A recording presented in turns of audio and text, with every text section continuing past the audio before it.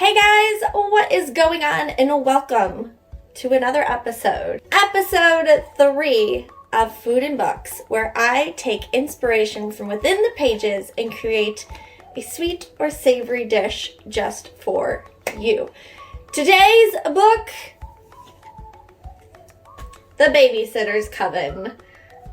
This gave me all of the nostalgic feels. I'm so excited to talk about it with you guys, share the recipe we're going to be making, and explain to you why I decided on the recipe. But first, before we get started, I want to let you know that down below in the description, there are 3 very, very important websites to check out down below.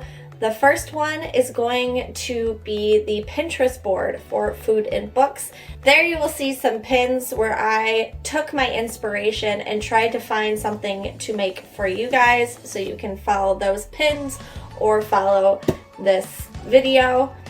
Also, I have my Goodreads down below so that you guys can keep up to date on what I am reading currently. And if you've read that book that I'm reading and you see some foodie ideas, let me know. Also, third and final, down below, I have the playlist for Food and Books. So if you missed the last 2 Food and Books, they will be in that playlist for you. One more thing to note. On my Instagram, which is also linked below, I have been putting up some polls between 2 books, which may or may not be a future Food and Books video. So you guys get to decide what I read. So look out for those, because those will pop up on my stories every once in a while. It's up to you guys. The future is in your hands.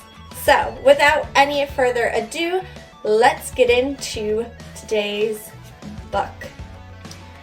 So The Babysitter Coven by Kate Williams is about this girl named Esme. And Esme really hit the feels right here, because she's kind of how I was in high school. Kind of a loner, was the weirdo kid. That was me. I was Esme. She runs a babysitting, kind of like a babysitting club with her other friend Janice. Her and Janice have been babysitting all throughout high school until one night there is a weird occurrence that happens where a little girl that Esme is watching, sleepwalking is all that I can think of to happen. So these weird things start to happen while they're babysitting. When all these weird things start to happen, a new girl appears at school. Her name is Cassandra, and Cassandra has this note that she found that just says, "Find the babysitters." So for Cassandra, she tries to befriend Esme and Janice because they're the babysitters, right? What we find out is there is an elite club of babysitters that helps to save the town from supernatural creepies that go on. This gave me really giant Buffy Scooby Gang vibes. The twist at the end, I kind of saw coming, but I didn't really see coming. And yeah, the whole nostalgia of this book. Of course, Buffy, if you're a fan of Buffy, you're gonna love this book. It literally gave me Scooby Gang vibes. And then some of the things they talked about. There's an abandoned mall, which is crazy because where I grew up, we have an abandoned mall. It's still up. I think they're still trying to do something with it. But I literally was like, oh my god, this is my town. A lot of the things take place, the ending scenes take place at this abandoned mall. And I just was like, what if that happened at my mall? That would be kind of cool. It'd be kind of cool. So it's a great book. I highly recommend it. Again, I keep saying this because really, if you are a fan of Buffy the Vampire Slayer, this is a must. It is a must. With this book, today's recipe is really, it's not necessarily something that came from this book, but because this gave me all the nostalgic feels, I decided to recreate one of my favorite high school foods from the cafeteria. Yes, I know a lot of people are like, ugh, cafeteria food, but growing up, we had this white pizza. If I can find the picture, and I will try to find the picture. There's a legit picture of me eating white pizza. It is so good. This white pizza, obviously it's been a long time since I've been in high school, so I don't necessarily exactly remember how it was, but I remember it being gooey and garlicky and just very oily, and it came on a paper plate. You could always get it in a paper plate. And if you were really tight with the cafeteria workers, you tried to convince them to give you a middle piece, because the middle piece was where it's at. So today's recipe for this book is my nostalgic white pizza. It's so simple to throw together. You really can make your own. I kind of did it very simple, but if you want to add things like onions, or if you like mushrooms, you can do anything with this pizza. I was in love with it. So let me really quickly, I'm going to kind of show you, there is a little scene in here that talks about pizza, so I'm going to read you that scene, and then we're going to get right into the recipe. This is on page 17, so it's right in the beginning. It says, today's browns were a slice of pepperoni pizza, orange brown with red brown spots, and a side of french fries, crispy brown. So how was last night? Janice asked, dabbing her pizza with a napkin in a futile attempt to sop up the grease. So that's where I was like, high school pizza! And in the browns, she's talking about how cafeteria food is always a brown color. It's always a shade of brown. But of course, our white pizza is not a shade of brown. So that is this book. Let's get into the recipe. So like I said, today's recipe is super, super easy. You do not need a lot of ingredients. And of course, as I said before, you can make this pizza your own. We're gonna do the simple version.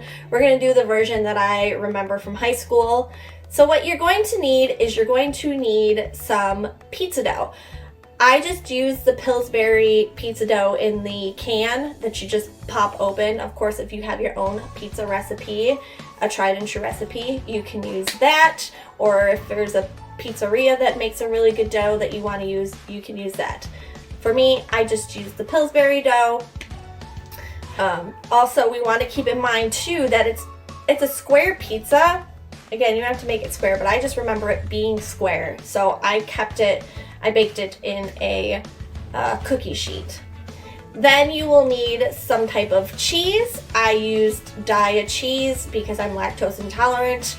You can use real cheese, whatever you'd like. I would say the shreds will work the best because just of how the melting is, and we just want that nostalgic, look to it. Then you'll need some garlic. You can crush up your own garlic, or you can use the jar like I did. You will need some type of olive oil. I used garlic infused olive oil. If you couldn't get any more garlic than that, you could use that. And then you can use some seasoning. I had some seasonings from Tastefully Simple. Can't think of off the top of my head exactly which one I used. I will leave it down here and let you know which one I used. But any seasoning, your favorite seasoning, will work. And let's get cooking. So what I did first, I cracked open the can and I laid it out on my cookie sheet. I tried my best to get it around the edges so it filled up the whole cookie sheet. We want to pre-bake this dough, because if you put all your toppings on it before you've pre-baked it, the dough is going to be more soggy and not hold up. We want this dough to hold up. So spread out your dough evenly and then set your oven to, I believe, 400 degrees. If it's not 400 degrees, again, I will leave it here. I made this last week, so I'm trying to remember 100% the steps, but I believe it's 400 degrees. Just follow the packaging if you're using the Pillsbury one. It's all right there. That's why I'm kind of having a hard time remembering what it said. But the packaging on the Pillsbury can has what you pre-bake it at. So follow the directions on the back. Follow also, if you're using your own dough, follow the recipe and what it is. I believe all doughs probably should be pre-baked, because we really, again, want it to hold up to the toppings and all of the oil we're about to put on it. Once your dough is pre-baked and you take it out, it's looking fresh. I did something a little extra. I took a fork and I poked holes in the dough. And the reason I did this is because once I drizzled the olive oil all over it, the olive oil kind of gave it, the holes in the bread gave the olive oil a chance to kind of soak into it, but not as bad. So we still get that little greasy flavor to it. Next, once you have that all around the edges, the inside, not the inside, just, on the top. Once all of the olive oil is dispersed evenly, we want to take our cheese. I'm using the Daiya mozzarella.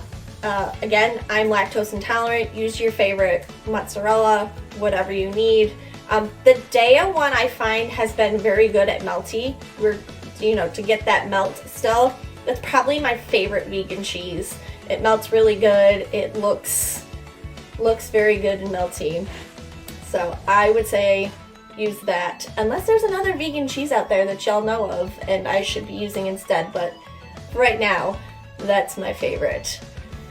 Once you have all of that cheese on there, I use the whole package. And honestly, I probably could have used a package and a half.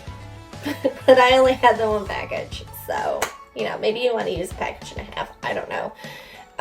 Once I got that on there, I opened up my jar of crushed garlic and I just spread it everywhere.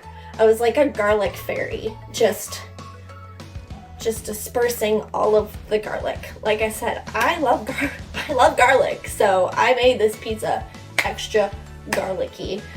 It is at this time, if you have onions or mushrooms or what else you want to put on it, you can go ahead and layer that on it as well.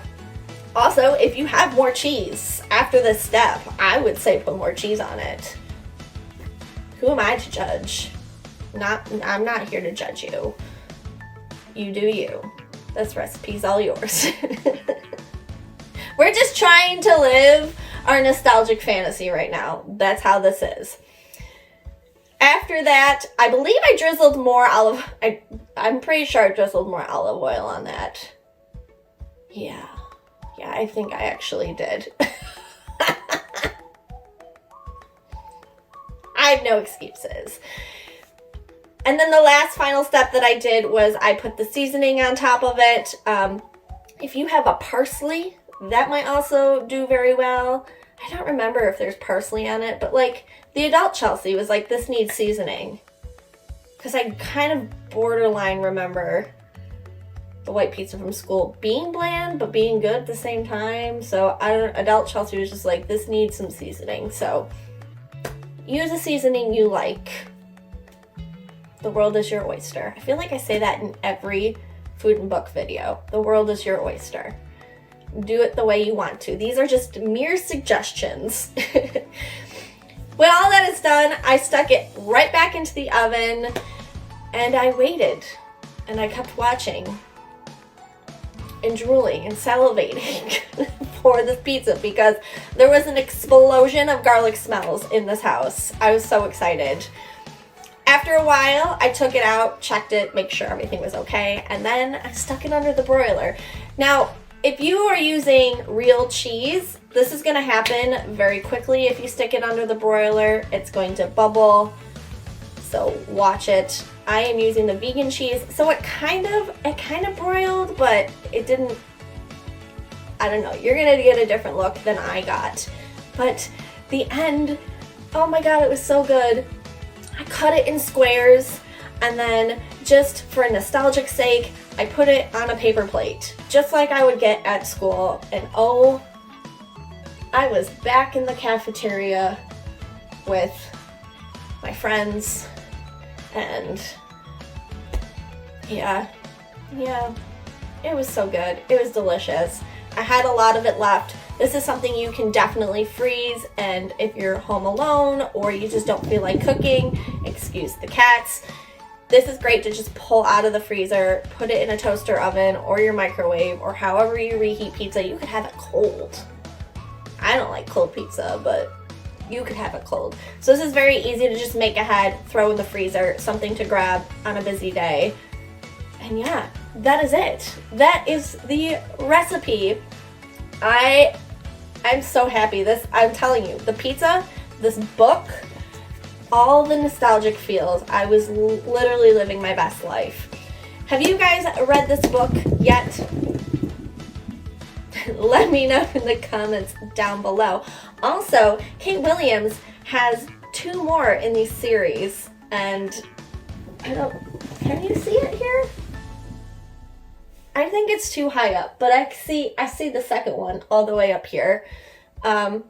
Let me know if you guys want me to read that one and to find a recipe for that. If you haven't already, subscribe, hit your thumbs up, and your post notifications so you're notified every time I upload a video.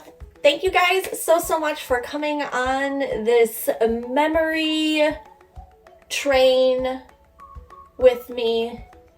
Also, if you make this creation yourself, do hashtag